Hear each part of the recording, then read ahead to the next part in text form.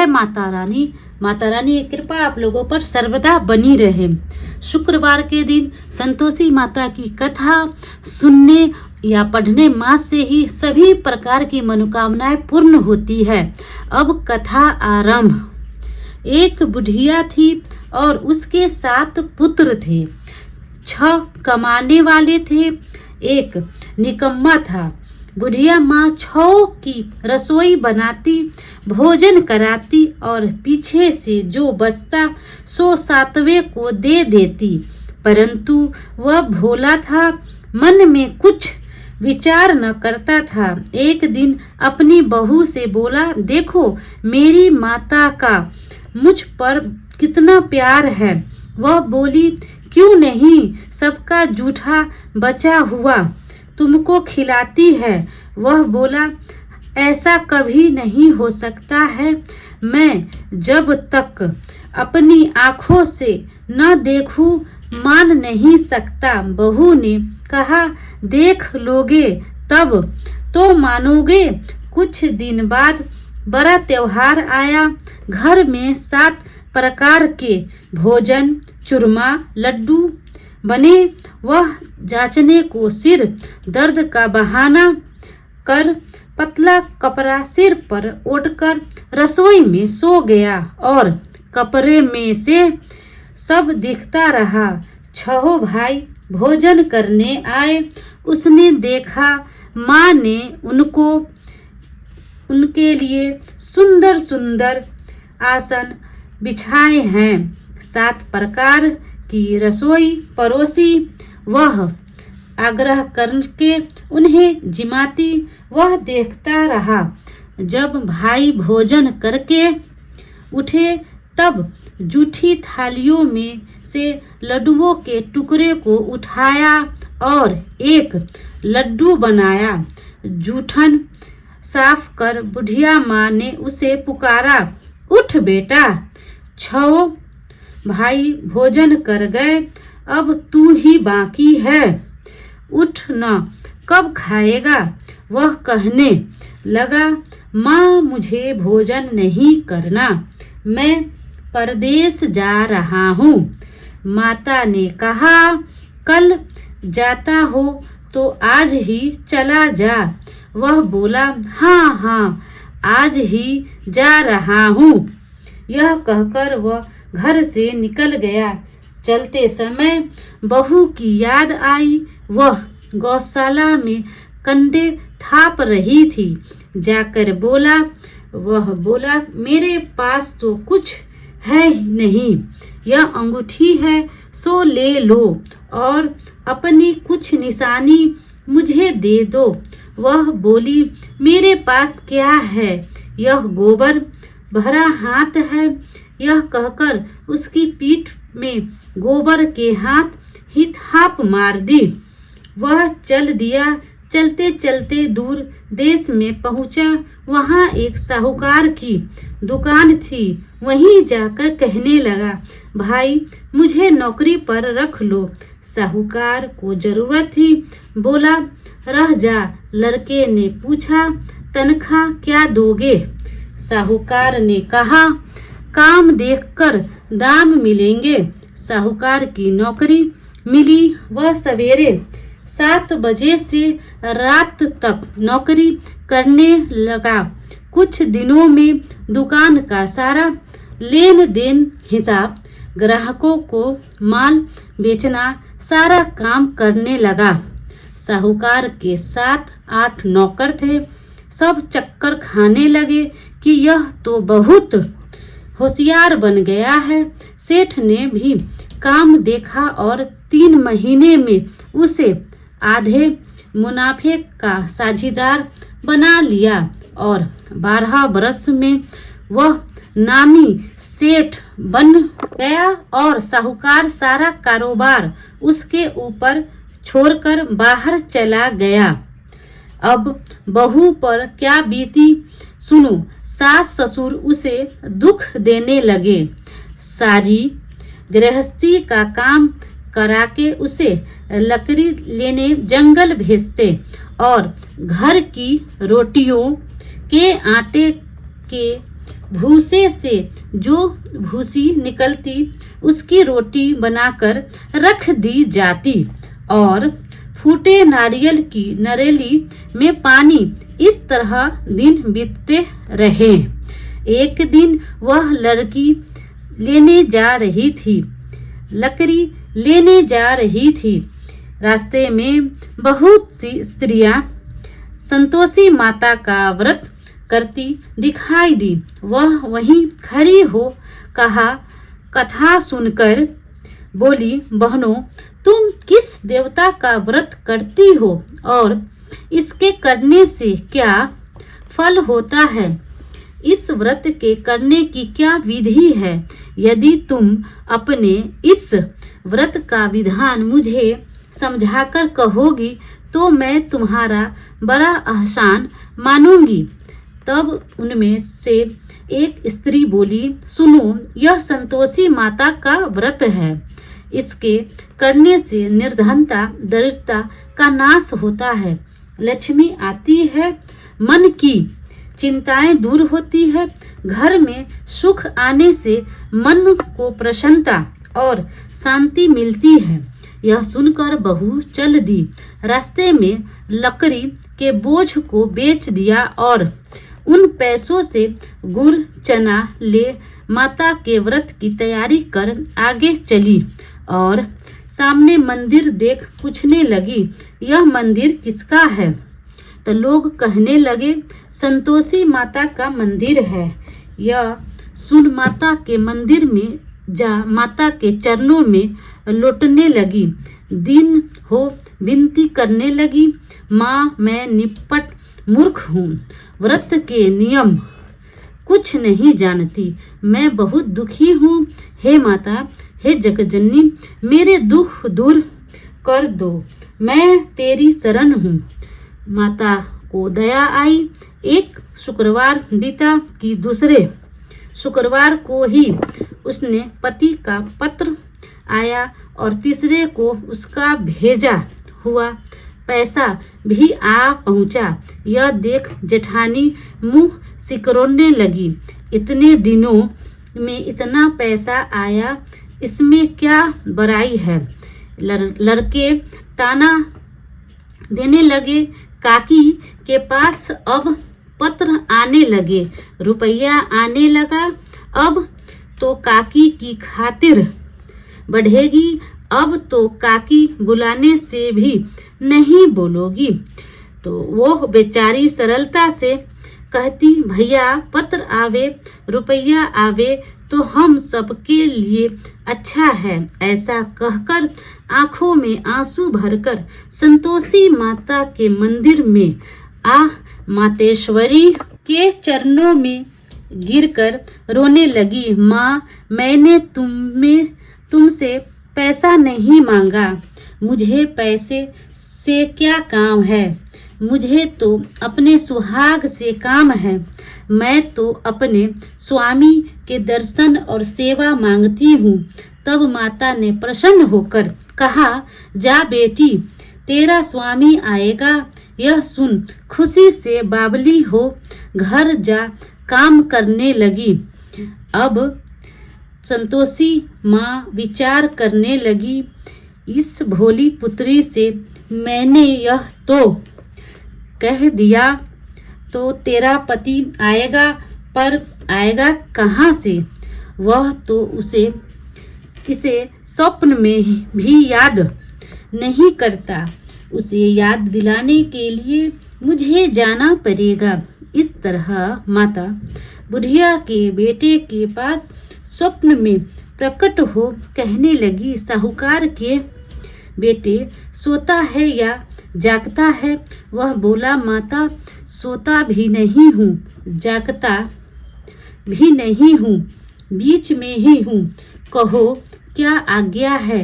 माँ कहने लगी, तेरा घर बार कुछ है या नहीं? वह बोला, मेरा सब कुछ, माँ बाप, भाई और बहन वह बहू, क्या कमी है?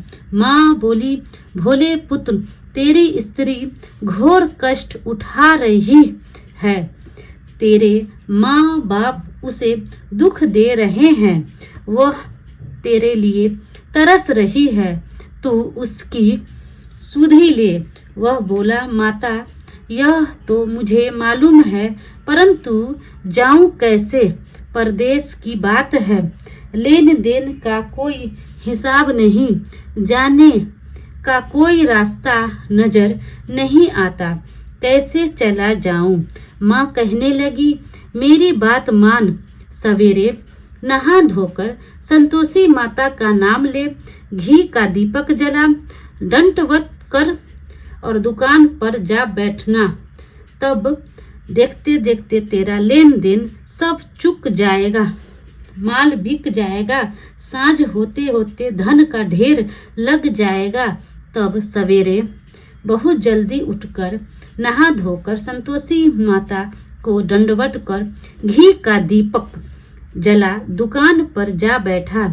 थोड़ी देर में क्या देखता है कि देने वाले रुपया लाए, लेने वाले हिसाब लेने लगे। कोठे में भरे सामानों के खरीदार नगद दाम में सौदा करने लगे। शाम तक धन का ढेर लग गया।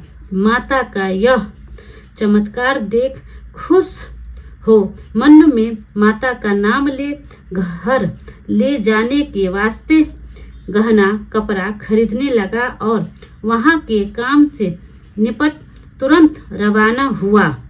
वहाँ बहू बेचारी जंगल में लकड़ी लेने जाती, लौटते वक्त माता जी के मंदिर में विश्राम करती।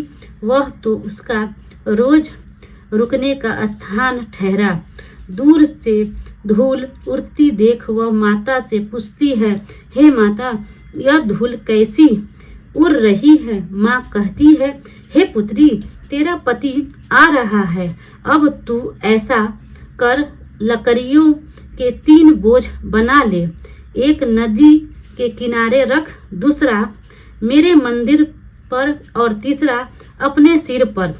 तेरे पति को लकड़ी का गट्ठा देखकर मोह पैदा होगा, वह वहाँ रुकेगा, खाना खा पीकर माँ से मिलने जाएगा।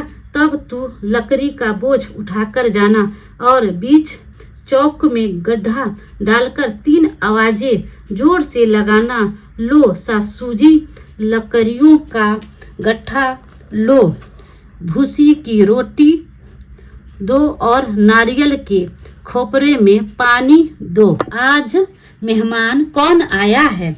माँ की बात सुन बहुत अच्छा माता कहकर प्रसन्न हो लकड़ियों के 3 गट्ठे ले आई। एक नदी के तट पर, एक माता के मंदिर पर रखा। इतने में ही मुसाफिर वहां आ पहुंचा। सूखी लकड़ी देख उसकी इच्छा हुई कि यही निवास करे और भोजन बना खा पीकर गांव जाए। इस प्रकार भोजन बना विश्राम ले गांव को गया, सबसे प्रेम से मिला। उसी समय बहू सिर पर लकड़ी का गट्ठा लिए आती है। लकड़ी का भारी बोझ आंगन में गैर जोर से 3 आवाजें देती है, लो सासू जी लकड़ी का गट्ठा लो, भूसी की रोटी दो, नारियल के खोपरे में पानी दो। आज मेहमान कौन आया है? यह सुनकर उसकी सास अपने दिए हुए कष्टों को भुलाने हेतु कहती है, बहू ऐसा क्यों कहती हो? तेरा मालिक ही तो आया है, आ बैठ, मीठा भात खा, भोजन कर, कपड़े गहने पहन। इतने में आवाज सुन उसका स्वामी बाहर आता है और अंगूठी देख व्याकुल हो माँ से पूछता है, माँ यह कौन है? माँ कहती है, बेटा तेरी बहू है, आज 12 बरस हो गए, तू जब से गया है तब से सारे गांव में जानवर की तरह भटकती फिरती है, काम काज घर का कुछ नहीं करती, चार समय आकर खा जाती है। अब तुझे देखकर भूसी की रोटी और नारियल के खोपरे में पानी मांगती है। वह लज्जित हो बोला, ठीक है माँ, मैंने इसे भी देखा है और तुम्हें भी देखा है। अब मुझे दूसरे घर की ताली दो तो उसमें रखूं। तब माँ बोली, ठीक है बेटा, जैसी तेरी मर्जी, कहकर ताली का गुच्छा पटक दिया।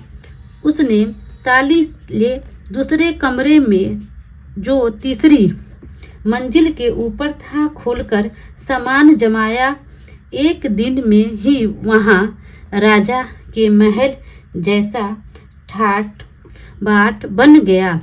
अब क्या था, वे दोनों सुखपूर्वक रहने लगे। इतने में अगला शुक्रवार आया।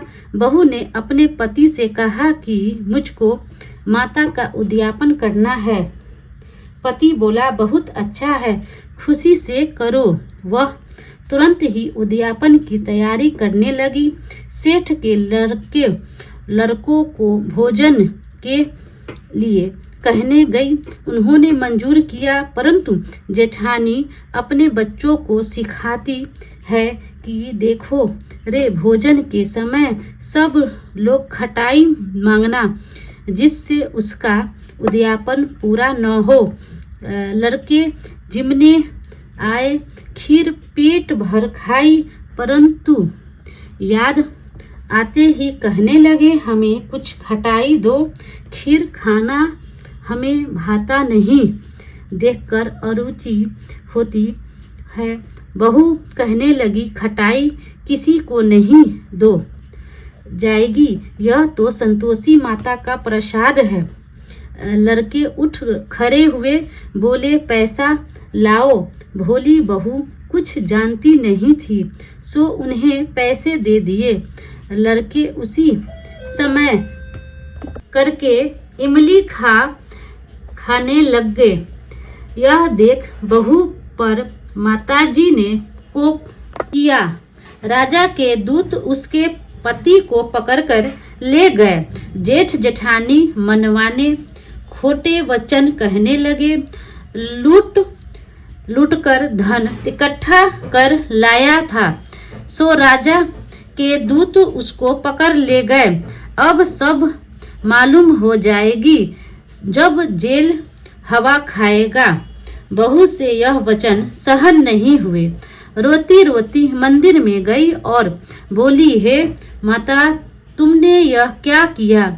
हंसाकर अब क्यों रुलाने लगी? माता बोली, पुत्री, तूने उद्यापन करके मेरा व्रत भंग किया, इतनी जल्दी सब बातें भुला दी। वह कहने लगी, माता, भूली तो नहीं हूँ, न कुछ अपराध किया है। मुझे तो लड़कों ने भूल में डाल दिया। मैंने भूल से उन्हें पैसे दिए, मुझे क्षमा करो। माँ बोली, ऐसी भी कहीं भूल होती है। वह बोली, माँ, मुझे माफ कर दो, मैं फिर तुम्हारा उद्यापन करूंगी। माँ बोली, अब भूल मत करना। वह बोली, अब भूल न होगी। माँ, अब बताओ वे कैसे आएंगे? माँ बोली, जा पुत्री, तेरा पति तुझे रास्ते में ही आता मिलेगा। वह घर को चली राह में पति आता मिला। उसने पूछा, तुम कहाँ गए थे? तब वह कहने लगा, इतना धन जो कमाया है उसका टैक्स राजा ने मांगा था, वह भरने गया था। वह प्रसन्न हो बोली, भला हुआ, अब घर को चलो। कुछ दिन बाद फिर शुक्रवार आया। वह बोली, मुझे माता का उद्यापन करना है। पति ने कहा, करो। फिर जेठ के लड़कों से भोजन को कहने गई। जेठानी ने एक दो बात सुनाई और लड़कों को सिखा दिया कि तुम पहले ही खटाई मांगने लगना। लड़के भोजन के पहले ही कहने लगे, हमें खीर खाना नहीं भाता, जी बिगड़ता है, कुछ खटाई खाने को दो। वह बोली, खटाई खाने को नहीं मिलेगी, खाना हो तो खाओ। वह ब्राह्मण के लड़कों को लाकर भोजन कराने लगी। यथाशक्ति दक्षिणा की जगह एक एक फल उन्हें दिया। इससे संतोषी माँ प्रसन्न हुई। माता की कृपा होते ही 9वें मास उनको चंद्रमा के समान सुंदर पुत्र प्राप्त हुआ। पुत्र को लेकर प्रतिदिन बहू माताजी के मंदिर में जाने लगी। माँ ने सोचा कि वह रोज आती है, आज क्यों न मैं उसके घर चलूं, इसका आसरा देखूं तो सही। यह विचार कर माता ने भयानक रूप बनाया। गुड़ और चने से सना मुख, ऊपर सुंड के समान होठ, उस पर मक्खियां भिन भिना रही थी। दहलीज में पांव रखते ही उसकी सास चिल्लाई, देखो रे, कोई चुड़ैल चली आ रही है, लड़कों इसे भगाओ नहीं तो किसी को खा जाएगी। लड़के डरने लगे और चिल्लाकर खिड़की बंद करने लगे। बहू रोशनदान से देख रही थी। प्रसन्नता से पागल होकर चिल्लाने लगी, आज मेरी माता मेरे घर आई हैं। वह कहकर बच्चों को दूध पीने से हटा दिया। इतने में सास का क्रोध फूट पड़ा। बोली, रंड इसे देखकर कैसी उतावली हुई है, जो बच्चे को पटक दिया। इतने में माँ के प्रताप से जहाँ देखो वहीं लड़के ही लड़के नजर आने लगे। वह बोली, माँ जी, जिनका मैं व्रत करती हूँ वह यही संतोषी माता हैं। इतना कह झट से सारे घर के किवाड़ खोल दिए। सबने माता के चरण पकड़ लिए और विनती कहने लगे, हे माता, हम मूर्ख हैं, पापी हैं, हम अज्ञानी हैं, तुम्हारे व्रत की विधि हम नहीं जानते। तुम्हारा व्रत भंग कर हमने बड़ा अपराध किया है। हे माता, आप हमारे अपराध को क्षमा करो। इस प्रकार माता प्रसन्न हुई। माता ने बहू को जैसा फल दिया वैसा माता सबको दे। जो पढ़े उसका मनोरथ पूर्ण हो। बोलो जय संतोषी माता की। मेरा यह वीडियो आपको पसंद आया हो तो मेरे वीडियो को लाइक और सब्सक्राइब कर देना, बिल्कुल मत भूलना। जय संतोषी माता की जय। कमेंट बॉक्स में संतोषी माता आप जरूर लिख दीजिएगा फ्रेंड्स।